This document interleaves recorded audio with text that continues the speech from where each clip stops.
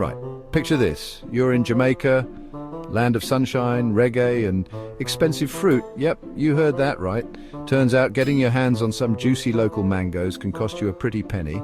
Now, you'd think in a place where mangoes practically fall from trees, they'd be cheaper than chips. Not quite, my friends. This fruity phenomenon has puzzled many, including yours truly. So I put on my detective hat, okay, maybe not a real one, and did some digging. What I found was a whirlwind of taxes, government policies, and a whole lot of head-scratching.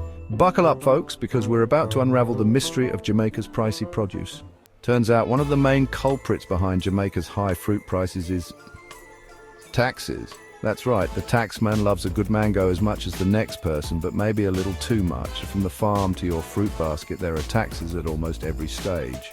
We're talking general consumption tax, import duties, even on stuff grown right there, and a whole bunch of other charges that make your head spin faster than a reggae beat.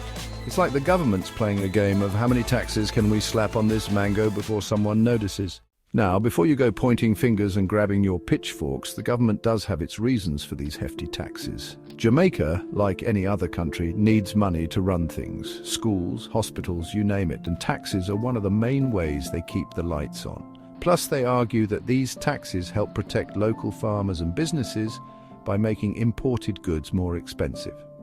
Sounds good in theory, but in reality, it seems like the local farmers and consumers are the ones feeling the squeeze. Section 4, Pricey Paradise, local versus imported, the great fruit debate. Here's the irony of it all. You can often find imported fruits like apples and grapes from halfway across the world cheaper than a locally grown papaya in Jamaica. I mean, come on, it's like going to Italy and finding pizza more expensive than a burger. This price difference has led many Jamaicans to opt for cheaper imported options, which, let's be honest, isn't exactly helping the local economy or promoting healthy eating habits. It's a bit of a fruit salad gone wrong, if you ask me. Section 5, a sweet solution, a call for change. So what's the solution to this fruity dilemma? Well, it's a tough nut to crack, or should I say a tough mango to peel. Lowering taxes on local produce seems like a good place to start. This could make them more affordable for everyone and encourage people to support local farmers. Plus, maybe a little government support for local farmers wouldn't go amiss. After all, they're the backbone of the agricultural industry and play a vital role in keeping Jamaica's fruit basket full.